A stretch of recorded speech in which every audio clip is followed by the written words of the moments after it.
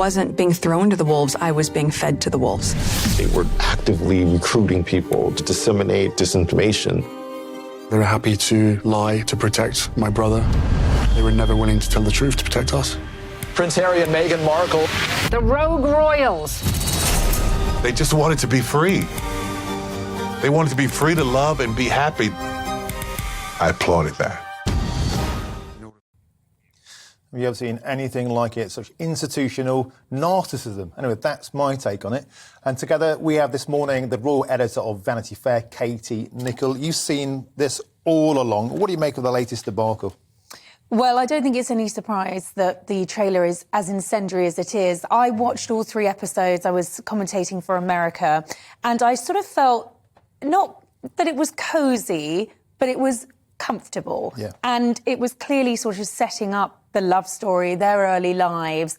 But there were those teasers of what was to come, and I think this latest trailer confirms that you're going to have 2 really key themes in the next 3 episodes. The media and the palace, and specifically the relationship between the 2. And I suspect, probably for the likes of someone like me that has covered the royals for the past sort of 15, 16 years, there will be points where it's going to feel pretty uncomfortable, because it's very obvious that Harry feels that there has been a sort of unwritten pact between the media and the palace, and that he has suffered as a result of it. Well, let's be fair. That's kind of true.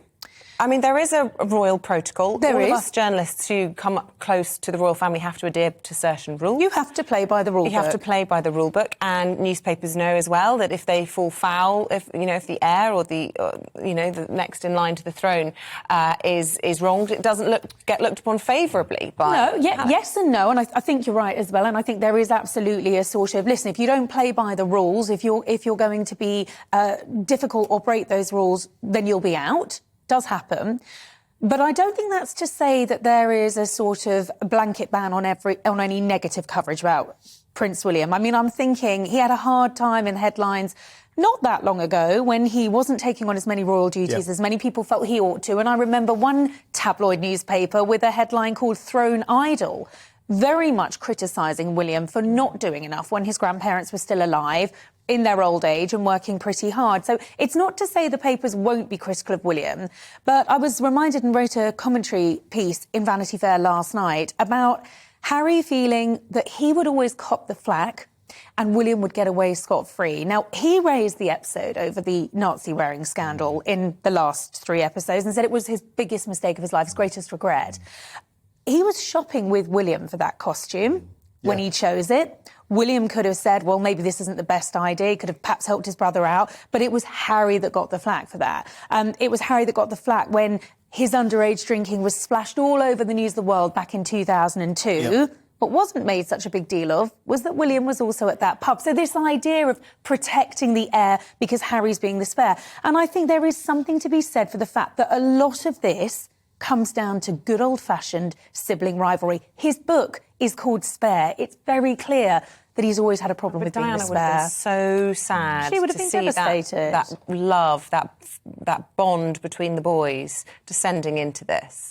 And it does feel ugly, and this is the first time, isn't it, that Harry's actually said, my brother. He's alleged that they, whether it's the palace or whether it's the media, has actually lied. I mean, that's a pretty serious thing to say to protect William. But I do think that theme that sort of William can do no wrong and Harry was always the fall guy, I do think that has been the basis of years of resentment for Harry. But don't you think that it's every family's duty to protect the prodigal son, to protect, in this case, the next in line, and making out there's a bad thing? Well, you know what, seeing Isabel, you mentioned Diana. I mean, Diana went out of her way to make sure that Harry, who was always the spare, who didn't always get invited for tea with the Queen or the Queen Mother when she was still alive, she sort of overcompensated for that by lavishing him with love and attention, very aware that that role of the spare, historically, is not easy. You only need to look to Andrew and Princess Margaret to see it's had its difficulty. And for me, the saddest thing is that I think Harry made a great success of that. He turned the spare into a meaningful role. And now for it to be reduced to this